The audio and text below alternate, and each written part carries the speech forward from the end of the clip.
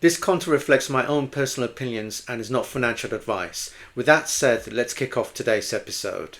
There's talk of a war between Bitcoin Core and Bitcoin Knots, two different node clients that enforce the same rules in very different ways. But here's the truth, no matter which software wins, the real power isn't in the developers, it's in you.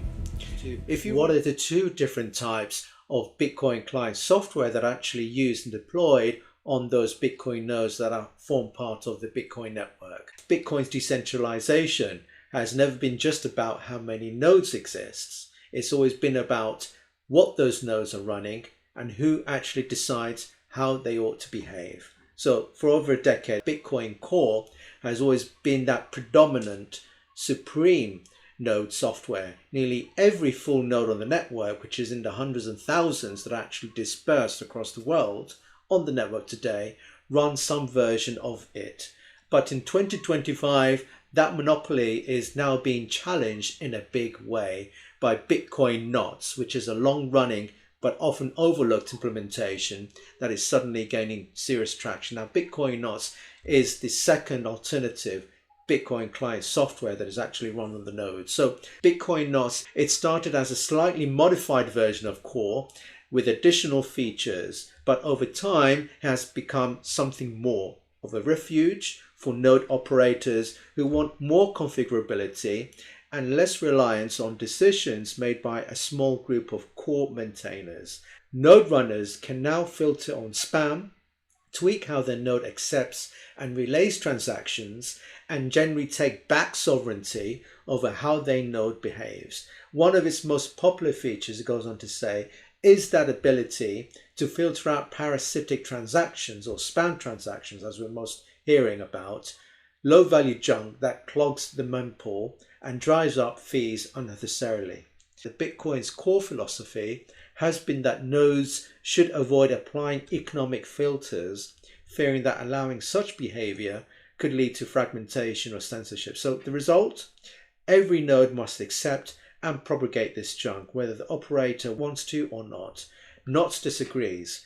With flags like reject parasites equals 1, Knots lets operators filter out spam and preserve block space for meaningful use. So in effect, this allows the Bitcoin Knots node clients to actually empower them to pose their own policy and configurability on what sort of transactions gets included or slotted into their localized mempools, those localized ledgers, if you like, for adding new blocks on the Bitcoin network every 10 minutes. So this is an important way to filter out, as it says here, those unwanted or junk-like transactions that would just simply clog up the actual network itself, which is really against the actual fundamental value proposition of Bitcoin as being that global monetary network. We already have the internet that hosts a lot of lawful junk out there and spam.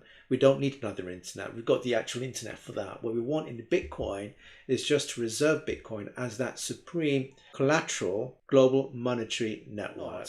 Well, in the case of Knots, there are more configurable parameter options that are available for node operators to be able to fine-tune their policies that would best serve their independent and sovereign needs. That's the beauty of what Bitcoin Knots has to offer over and above what Bitcoin Core offers out of the box, which is very few options, is nowhere near as flexible as Knots. So without further ado, I want to go through and just highlight for me what are the most indispensable, most important policy options available. Reject parasite transactions. Again, it's similar to the first one in that it would help your Bitcoin node client become more efficient in terms of how it would target and process those more genuine Bitcoin payment-like transactions, because switching this option on, not only will it help to become the node more efficient in terms of which transactions should accept and process on your mempool, but it will also help block any non-payment spam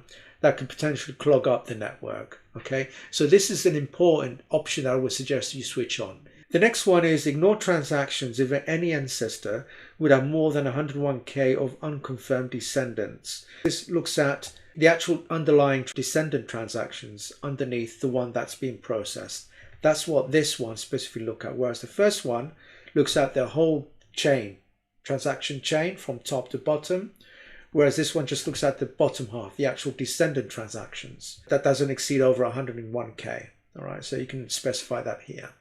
The next important one that I've added here is reject transactions that are only arbitrary data. It just helps ensure that your node isn't used as a data dump, right? So again, we should only accept transactions that are Bitcoin, genuine Bitcoin transactions, number one. Number two, that they only are financial related transactions, right? Sending and receiving Bitcoins transaction amounts between two sets of users on the network. That's it. That is all that we should accept. So again, this has never been available on the original Bitcoin Core client, but it is available, thank God, on Bitcoin Node. So you can understand why it's rapidly becoming a popular node client to have. So that is the list that I'd like to run through with you today. That is all of the important ones that I have noted in my list, but you can see there are many others. And like I said, you can equally hover on some of the others that may be interesting for you to consider. And if you want, you can toggle and play around with them and accept it. Remember, every time you make changes to the client, you need to actually hit OK. Let me just bring this back up and restart your client. So the change will take effect the next time you decide to launch it up on your laptop.